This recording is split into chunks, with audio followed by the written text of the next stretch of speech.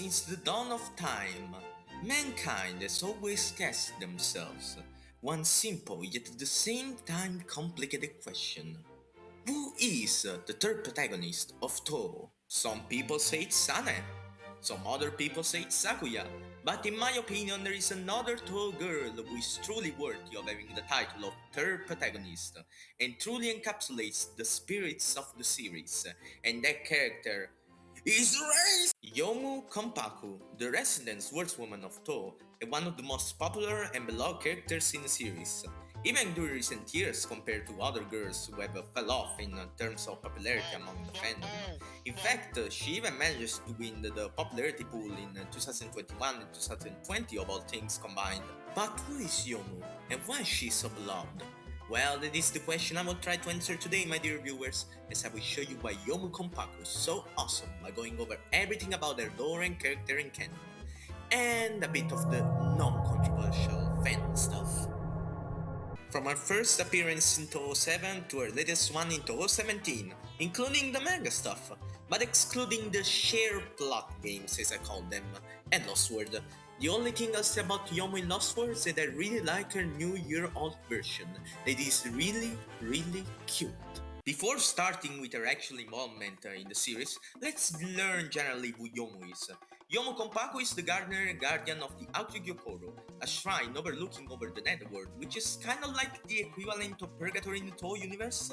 To explain it as simple as possible without going to like insane Wikipedia research or going on Reddit to hear people out explaining how like Sakuya is a Lunarian or Tewi is actually an allegory for communist propaganda or some other insane Touhou theories. She serves under Yuyuko, who is the fat-ass princess of the netherworld and belongs to the species of half phantoms. That means that she's a phantom who has two body halves, a human one and a phantom one, which the fandom has called Nyon. But the reason for this name will be explained later when we will talk about the Fanon. So please, in the meantime, don't bully the poor girl by calling her body parts permalon. She can't really do something about it, and the surgery doesn't seem to be a thing in Gensokyo yet. Yomu is part of the Konpaku lineage, who is tasked with taking care of the Akugyo-koro in its garden. She learned the precision from what is probably his grandpa, because it's never explained the grade of relation in the family, Yoki Konpaku, who served the Akugyo-koro for 300 years. But suddenly, one fateful day, Yoki went to get the milk and disappeared out of nowhere, leaving the poor Young alone to manage the absolute disaster that is Yuyuko. Since she's a swordswoman, she has a super cool sword called the Rokaken, a super awesome katana which is rumored to be able to kill 10 phantoms in one strike. Wow! Even if killing a phantom doesn't make much sense since, they're already dead. But since she's an even cooler swordswoman, she holds actually two swords instead of one, with the other being called Akuroken, which is revealed in Touhou 9 to be able to send any phantom he cuts to heaven, much to the displeasure of Eiki to see illegal immigrants from what is basically purgatory getting to heaven despite not being worthy of it, as she puts it. Now, for her actual proper story debut in Touhou 7, Yomu is directly the ones who put into motion the plot of the game, and she is tasked by Yuyuko to gather as much spring essence as possible, which, by the way, the means of how is never actually explained in the series. She probably used like a giant vacuum cleaner or something to make the Akugyo-koro garden, its legendary tree, the Sagyo Ayakashi, finally blossom. However, since we all know how Touhou 7 goes, hoping that it's the case, but I still explain since most of Touhou fans don't play the games nor know anything beyond USD, by doing so, winter gets prolonged into Gensokyo until it's May, and either Reimu, Marisa, or Sakuya for some reason decided they had enough of freezing their asses for months on end at this point, and go investigate until they arrive at the netherworld in Akugyo-koro by stage 5, where they meet Yomu and... Ew, that's one ugly ghost baby. Not as bad as Sakuya as this sprite at least, but why does she look so chunky in her angry battle sprite? Anyways, getting back to the actual confrontation. Yomu decided to attack the heroine since, well, they are technically breaking and entering into private property, which seems to be a common theme inside Touhou games. However, despite her best efforts, she ends up defeated since, we have one more stage to go, where she actually reappears as a mid-boss, trying to do a last stand to try to stop the heroines from reaching Yuyuko, but she fails again. Like, what kind of Damaku training did Yuki give her at this point? And the errands get to Yuyuko, kick her ass, kick the ass also of Yuyuko's soul sealed inside the Sagyo Ayakashi, and they saved. Until you remember the extra stage and the phantom stage exists, but Yomo is not really involved in them, so let's ignore Yukari's existence for a second, if that is even possible by Touhou Lord standards. Her actual fight is actually a lot of fun without being stressful compared to other stage 5 bosses of the era. The build up to it could have been better, since the actual part of traveling to Aguyoko happens in stage 4, and stage 5 is just its giant staircase, but fighting her is the main dish of the stage anyway. Her spell cards involve her doing these slashes that release homing bullets while slowing down time while doing them, like if she thinks that she's the storm that is approaching. But only now I am really noticing how ZUN seem to be addicted to giving stage 5 bosses the ability to slow down time during the spell cards. But overall, the fight is not even that hard for being a regular stage 5 boss. The slowdown maybe makes some bullets twist to dodge. Her team, Iroari shoots a strange bird till when, is really fast-paced in rhythm, maybe to give the impression of death by a thousand cuts due to her high speed and mobility. Also, its peculiar name is directly derived from a story within the epic Japanese poem Taieiki, where a warrior named Hiroari shoots down a flying bird yokai named Itsumade, which literally translates to until when, giving the name of the song. And I absolutely did not copy this text from the Touhou wiki. So far on her first appearance, Yomu gives the impression being part of the stoic samurai character archetype, definitely on the more eastern flavored side of Touhou, but let's see how she develops in the next appearance directly in Touhou 8. He just patted my head and smirked. In Touhou 8, Yomu is playable as part of the Ghost team alongside Yuyuko, where she takes the role of the unfocused shot with Mion following her, shooting in the opposite direction depending on how she moves, which honestly doesn't really have the best spread and damage all around, but at least she has a good bomb to compensate, and she's also playable as a single character like all the other Touhou 8 characters, but sharing the same story and dialogue as her team-up version. Talking about her story involvement, as she goes alongside Yuyuko to find the culprit behind the Touhou 8 incident, we can see that Yomu is actually pretty awkward and gullible in social interactions, like excluding the fact that Touhou 8 dialogue is in general pretty aggressive all around for all the characters. Yomu seems to be less serious and less sharp in this game, a really far cry from her stoic and badass samurai persona that she had in Touhou 7, and honestly, it really works for her. She tries her best at following Yuyuko's orders, but struggles a bit due to either Yuyuko only thinking about what to do next, or for her simple-minded view of thinking, and Yuyuko's not really best explanation of things that she doesn't get.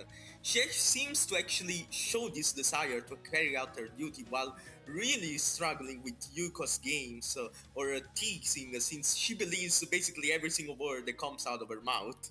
This makes for a really great Touhou character vibe.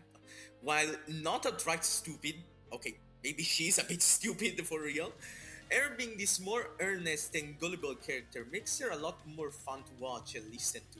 After all, it would be a total bore if she was stoic and too focused on aura farming all the time. Also, she seems to get frightened really easily, like when she closes her eyes and sees pitch black and she's actually scared of this. Really ironic for someone who is supposed to be a badass samurai, well, most of the time. A ghost that gets scared? What the hell is this character writing? In the ending, she gets visited by Erin for a medical check to her eyes, since they have become red from the exposure to Raisen's power, showing that her human F still suffers some of the effects that a normal human would have under certain conditions, and this whole leaning over the human side thing will also be referenced in Touhou 9. Speaking of which, mommy milkers, big mommy milkers. Yomu comes back into 09, like basically all the other kinda important Touhou characters, and Misia for some reason. Yomu in this game is actually kinda busted, to be honest. I don't play the game at competitive levels, but at least I can say from my solo experience on Easy that she's a pretty good attacker and really formidable defense. Most of her charge attack clear a lot of bullets on screen, and her slower speed is almost unnoticeable compared to the other characters, and she seems to be placed high in most tier lists, if not even at the top. On the level of the story, Yomu is really just minding her own business most of the time, until she keeps bumping into random people trying to sneak into Agyu Kokoro for some reason. We're back to the breaking and entering again, it seems. She tries to go around asking people to see if she can find a trail until she meets Aya, who apparently admits to being full-on stalking her, like Tengus today, am I right? And she finally realizes that the spirits are possessing the flowers.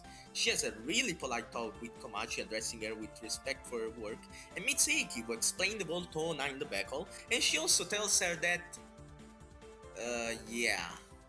Eiki doesn't really seem to like the fact that Yomu behaves more like a human than a phantom, and warns her that if she continues down this path, she will be judged like a human and sent well. Brutal. I know that leaning over more the human side might mean that Mion might actually die, but come on, let the poor girl live her life. Like, no need to make it worse by giving her "Am I Phantom enough?" existential crisis. Like, come on, Eiki. As for her team, while it takes a while to properly start, it's definitely a more calm and mystic vibe compared to her Touhou 7 one. Probably to match Touhou 9 more calm vibe, despite being a PP game of all things. In general, I say that Touhou 9 shows a more calm side of Yomu. While not as stoic nor serious as in Touhou 7, she comes off as overly polite with basically everyone, even when people like Raisin are being assholes to her for no reason. Like, fuck you, Raisin! Moving on to Touhou 13, or dare I say, Peak, Yomu plays very differently from all the other characters in the game. In fact, her focus shot is replaced by this charge slash that does a lot of damage, at the cost that she's not able to fire until she releases it. Now, this is really good for speedrunning, since she does a lot of damage with it, but personally, I don't really like it.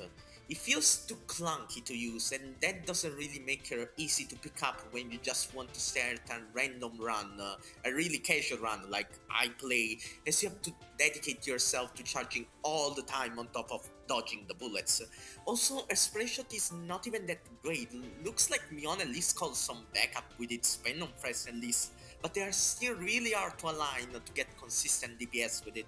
Story-wise, she doesn't even get that much development in even. There is this gag about her believing that she's actually a real eremit after lying to Futo after about being one to get into the mausoleum, and Miko actually gaslighting her into believing it, but anything beyond that, she doesn't have a lot of new character stuff, apart from re-showing how gullible she is at the ends of anyone with higher authority than her. We finally get to her final mainline appearance in Touhou 17, and honestly, there isn't a lot to say here also. She plays mostly the same as 10 Desires, just now with the special Touhou 17 mechanics, and for most of the story, Yomu is possessed by the proper animal spirit that you choose, so she behaves mostly like an asshole most of the time. She even dared to knock over Jelly Baby stack of rocks, like no more Miss Nice Yomu it seems. And now that we're finally done with the mainline games, let's talk about the fighting ones! Yomu is present in all three of them, but she has an actual story scenario only in Material and Missing Power and in Scarlet Weather Rhapsody. In 7.5, she mainly goes around attacking people of pure suspicions in classic Touhou conflict style, until she meets Suika, who she has a little chat with about spiritual auras, like she wasn't already a master of aura farming. Anyway. Also, as another fun fact, her last word Black Yomu ult is inspired by one of her colored palettes in the fighting games. And oh shit, I mentioned Lost Word, fuck! In 10.5, she goes out to find the reasons why the number of phantoms have been drastically decreasing. This is not due to her going around slaughtering too many of them, but instead she feels something is off. Because they aren't getting into heaven and reaching nirvana when she casts them down with her sword. So she tries to ask Yuriko for permission to go out and investigate, who by the way, even in 10 Desires, she seems to have an addiction to wanting to fight Yomu before she can go out for investigating every single time.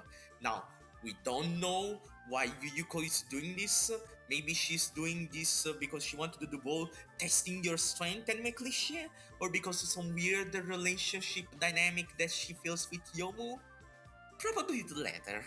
After fighting Yukari, she realizes that all of these weird cataclysms are actually coming from Ramen, so she goes there and meets Tenshi. In this combo with Tenshi in particular, you can clearly tell how Yomu is visibly weirded out by this girl. Like, she doesn't even say a lot herself, but Tenshi just too focused in her ramblings that this might be one of the few moments in Yomu's non-life where she was able to feel pure cringe just by looking at someone, which completely justified the subsequent ass beating that Tenshi's gonna get. Well, since now she has no story in Soku, we might as well talk about how Yomu plays. Yomu in the fighting games covers the agile character archetype. While yes, she has an higher mobility speed than most characters, using her movement options is way more risky, since she has no invincibility frames at the end of her dashes, and her flight is a lot more costly to use. But I wouldn't say that she's exactly fragile, so I say that she's more akin to a rushdown as a character. Think of something like Saul Bad Guy from Guilty Gear, or basically anyone in BlazBlue. But she also owns a second main character archetype. In fact, Yomu plays also like a puppet character at the same time. She has Mion automatically following behind her, and she can use it as a projectile or order Mion to do some special moves at his position. Now, this is a really great tool for mix-ups and applies a lot of pressure also in the corner, especially in the corner since it's the place where Yomu's gameplay mainly shines. She also has this really peculiar spell card that makes Mion take the form of a reflection of Yomu and basically mimics every single move that she makes. It's a really fun tool to use. Even as someone whose fighting game days are long gone and plays with a broken analog neck on PS4 controller, I would really recommend picking up Yomu for someone getting into Soku. In fact, this video actually made me play Soku for the first time, and I didn't find her particularly hard to play, especially since, she's a rushdown. Most rushdowns in fighting games are easy to play most of the time, and if you're worried about the puppet character aspect of it, like controlling Mion in its position, it's not even that hard. Like, Mion mostly follows an automated path, so you don't even have to worry about him getting into position for a mix-up. I have kind of a mixed opinion on our fighting game themes. Normally, the fighting game soundtracks in general tend to lean more on the upbeat or even jazz side. Just like, look for example, like the ground's color is yellow and now it's like a dopamine injection in the back of your neck when you listen to it. While for the Immaterial and Missing Power theme, I'll just say that it gives sort of a huge Phantom of the Opera vibes, fitting for a ghost, I'd say. For the one that bothers me the most is her Soku theme. While yes, it sounds really upbeat and really happy, I don't know, I feel like that the first 10 seconds of the song are like the best part of it. Like, the part that I like the most is the start, and I kinda wish that the continuation and the main chorus of the song was more like the start, the initial bit of the start, if you get what I say.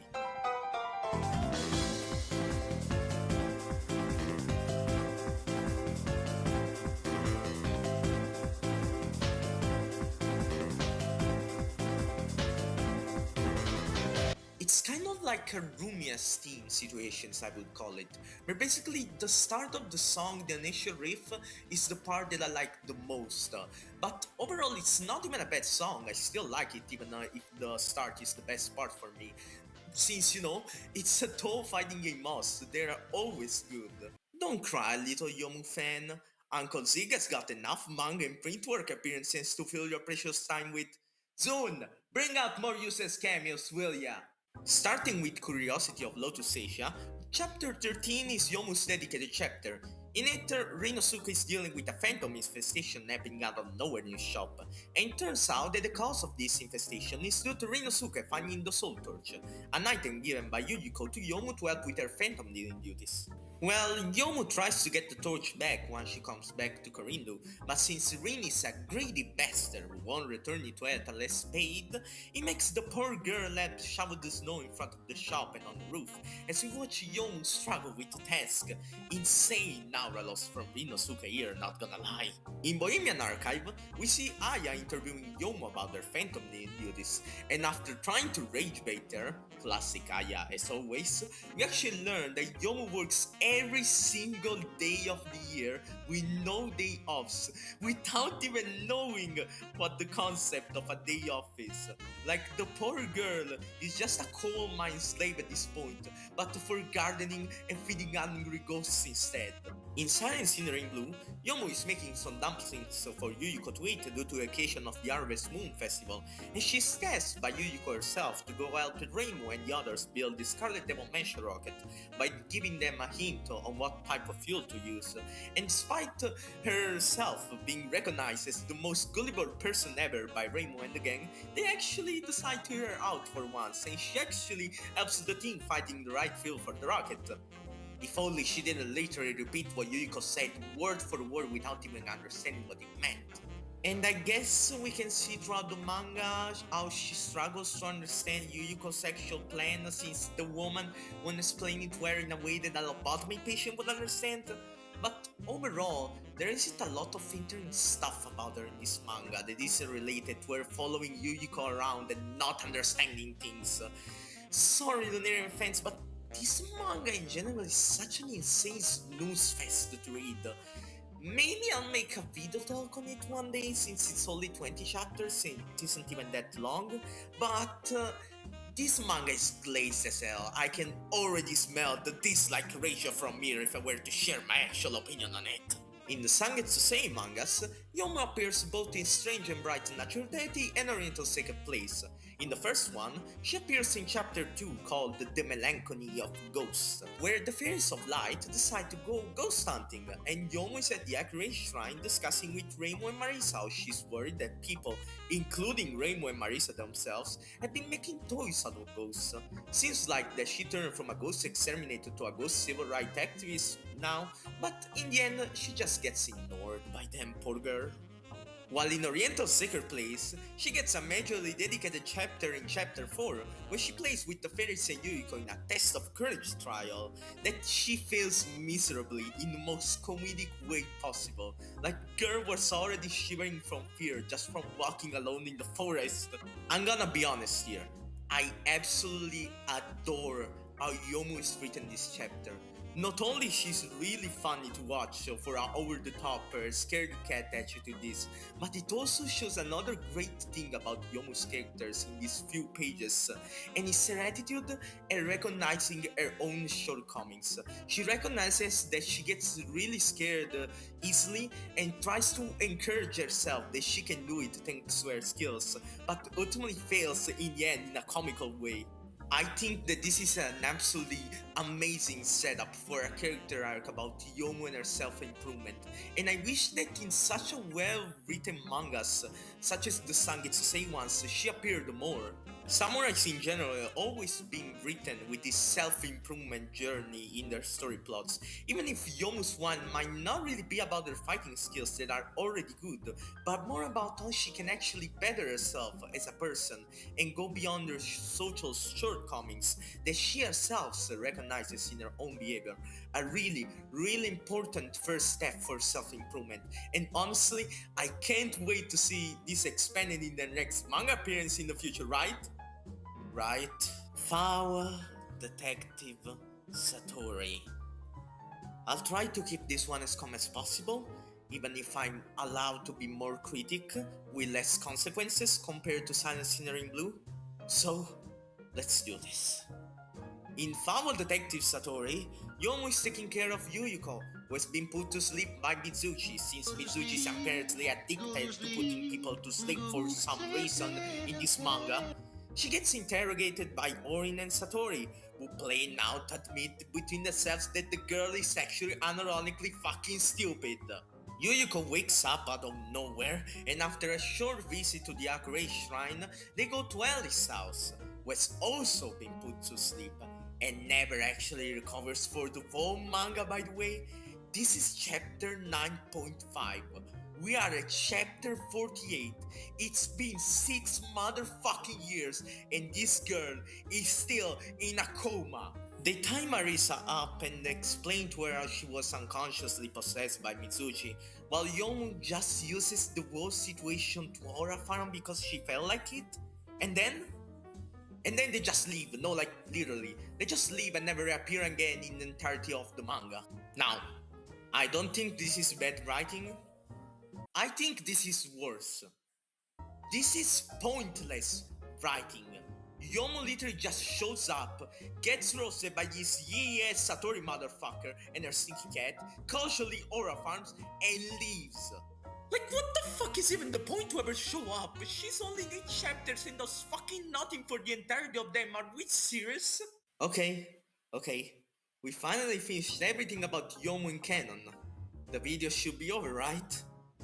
No, we have to do the small bit about the Fanon.